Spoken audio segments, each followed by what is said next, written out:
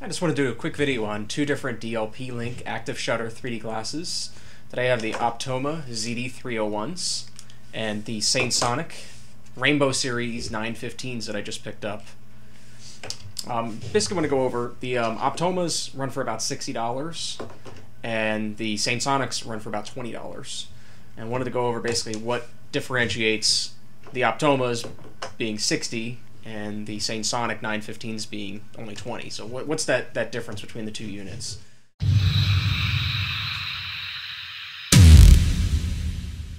I've had these since I got my projector. I have the Optoma HD25-LV. They fit perfectly over my glasses. They're very comfortable. They're actually touted as Optoma's most comfortable pair of 3D glasses.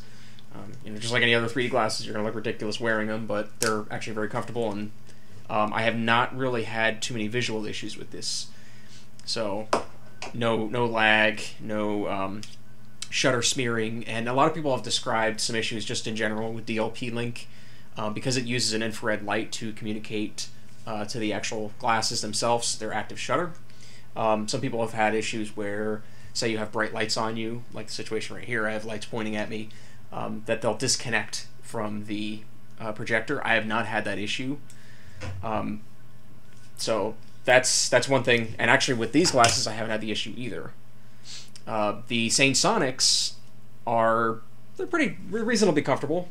They do still fit over the frames, not nearly as well as the Optomas, but for $20, that's not too bad. The nose pads on these are sitting a little bit higher than on the Optomas. So it's very strange. Now, these are adjustable. The Optoma claims that it has additional nose pads. I didn't get any in my box.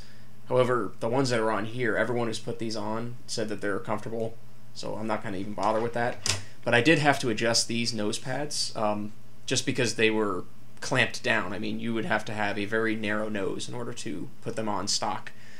The one big differentiation between the two, aside from just build quality overall, this charges with a proprietary plug. It's still charged through a USB cable, so it does take 5 volts. But this one actually takes a micro USB cable and actually includes one in the box. One thing that was nice too is the SainSonic actually gave you a carrying bag, and then of course the USB cable, and then this nice padded box. So one of the other things too, the charge time, they actually have a light indicator on this for when it's charging.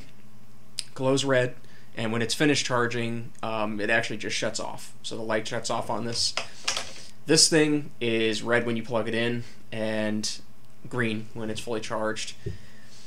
There is one feature that this has that the Optomas do not, and good or bad, it's actually a minor issue. With active shutter glasses, you can, within the program that you're playing it through, or the device, you can change which eye has the shutter priority, so which eye is going to receive the image first.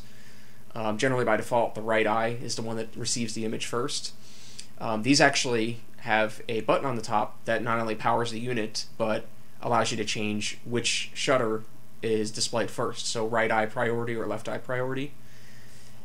I've only used it once. It honestly didn't really do anything for me, but it's a nice feature that they added on these. To do that with these, you have to shut these completely off and then turn them back on, to my knowledge. I haven't found another way to do that. The only downside on the SainSonics with that feature is that you can accidentally tap the button, adjusting the lenses or cleaning them, mid-movie. So you'll be looking at the image and it won't have the depth. In fact, it'll look awkward. You'll see the images that are supposed to be in the background in the foreground. So it becomes a little bit disorienting. But I mean, a quick tap and it's switched back over. I just kind of wish they had a physical switch, left or right. But it is nice that they included that. Again, I mean, I've only touched it once, and then once you did that, you don't really have to worry about it. And there is a build quality difference between the two models. The Optomas are made out of a hard ABS plastic and just feel very sturdy. The SainSonics, while lighter, are made of a cheaper material. It's still ABS, but the material is a little bit more flexible, feels a little bit more cheaply made. The one noticeable thing is that the SainSonics are more narrow, And you'll notice that in the clip right here, that they actually put a little more pressure around your head. This is called the temple of the glasses, and they put more pressure along the back side here. The Optomas fit perfectly over my glasses without any kind of issue, and are actually more comfortable on the sides. The other thing is the color difference in the actual lenses themselves. With Active 3D, there is a noticeable tinting on the lenses, and that's going to be for any Active 3D glasses. The Optomas are a much lighter, more clear image. The SainSonic 915s produce like a green hue to them. The image quality is within about 10% of each other, but it is something noticeable.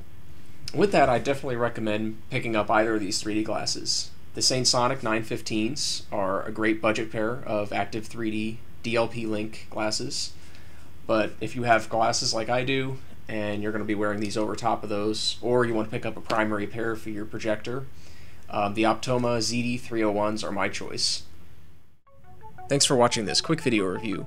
Both 3D glasses are linked in the description so you can compare the two models. If you have any questions, comment below or head over to our forums at that'sitguys.com.